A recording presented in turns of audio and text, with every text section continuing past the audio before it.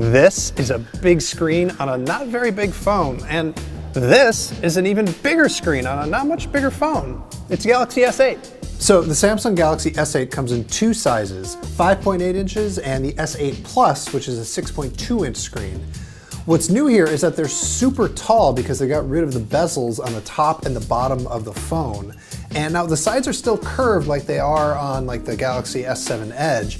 That's just the default way that these phones come now. Samsung's now calling it an infinity display, and I don't know, the curve is fine. I'm not picking up a lot of extra little taps. It looks really sharp, and it's got, you know, HDR color if you care about that sort of thing. What's interesting is they both have the same resolution, which is 2960 by 1440. But you know, Samsung makes great screens and these look great. Really, the thing that hits you hardest when you look at the hardware on this phone is that the whole thing just looks and feels really great. The seams are even harder to find than they are on the S7 Edge. The glass just sort of melts into the sides and they don't have a camera bump on the back. This, honestly, it feels like some of the best phone hardware I've ever used. It's way better than, say, the iPhone 7. So getting rid of those bezels on the top and the bottom means they had to make some changes. So you'll notice there's no home button here on the front. It's not on the back either. What there is like a virtual home button. Samsung has added some haptic feedback. It's kind of like Force Touch on the iPhone, but it's only right here at the very bottom. And so even if you don't see a software home button, you can still press hard on that area of the screen, and that is going to take you home. If you want to unlock the phone, you actually have 3 different ways you can do it now. Well, 4. You can do your password or your pattern as usual, but there's a fingerprint sensor on the back.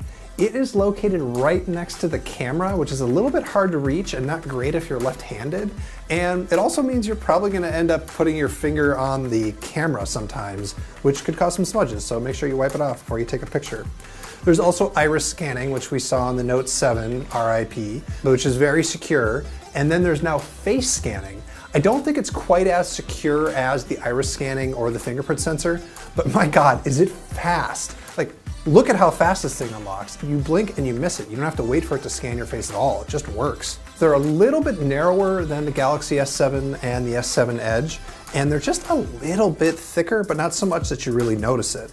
What it means is that they can fit in a 3000 milliamp battery on the S8 and a 3500 one on the S8 Plus.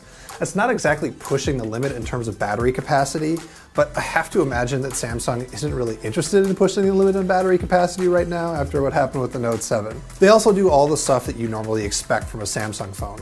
It's got IP68 waterproofing, there's 4 gigs of RAM, there's 64 gigs of onboard storage, and yes, there's expandable storage here, and yes, there is a standard 3.5mm headphone jack.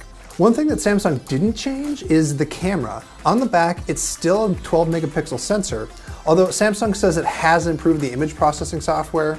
We really like these cameras on the S7. I imagine they're going to be just as good, probably a little bit better here on the S8. One thing that is new is the front-facing camera. It's now 8 megapixels and it has autofocus, which is pretty cool. When you're in the camera, you're gonna start to see one of the big things that's new in the S8. It's called Bixby and it's Samsung's intelligent agent. So let me just show you how it works in the camera to start. When you've got the camera app open, you can hit this button and then it'll go into Bixby mode and it's going to auto-detect whatever it sees on the screen. So if I pointed at some flowers, it's going to recognize that they're flowers and show me pictures of more flowers, or maybe let me go buy some flowers.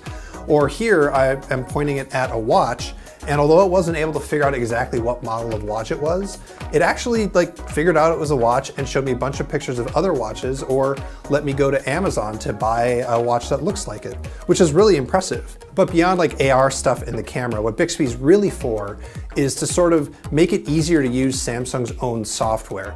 Their goal is to have anything that you would do by touching the phone, you can do by speaking to the phone. And so with any compatible app, it's of course starting on Samsung's apps. And the way that you trigger it is by holding down a side button, which is actually a really bold move. They've got a whole extra button here. And if Bixby turns out to not be that great, they've basically wasted part of the hardware of the phone on this thing. So we're gonna have to see, but unfortunately we weren't able to try Bixby yet.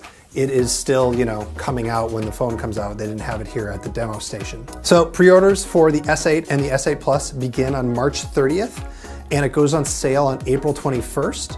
In the US, it's going to be available in 3 colors, black, gray, and silver. And I can't tell you the pricing yet because that's always up to the carrier. So you're just going to have to go see what Verizon or AT&T or T-Mobile or Sprint are going to charge you. For much, much, much more on everything Samsung announced today, you should check us out. We are The Verge.